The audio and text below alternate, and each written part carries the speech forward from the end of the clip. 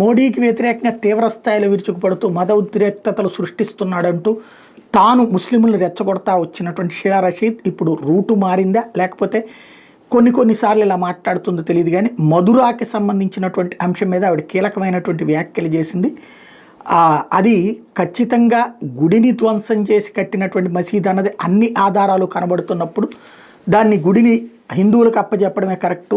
మధ్యలో నమాజ్ చేస్తున్నారు అన్నటువంటిది, నమాజ్ చేశారు కాబట్టి 20 సంవత్సరాల పాటు నమాజ్ చేస్తే ఆ ప్రదేశం గుడిదైపోతుంది, మసీద్ అయిపోతుంది, ముస్లింలది అయిపోతుంది అన్నటువంటి ఒక విధానాన్ని మనం తెచ్చుకున్నటువంటిది, దేవుడు తెచ్చినటువంటి విధానం కాదు. దాన్ని బేస్ చేసుకుని దాన్ని హిందువుల యొక్క ఆలయాన్ని మసీదుగా మార్చాలన్న కరెక్ట్ కాదు అన్నటువంటి పాయింట్ రైజ్ చేసుకొచ్చింది. We need to voluntarily and proactively reform both the Muslim public sphere and the private sphere.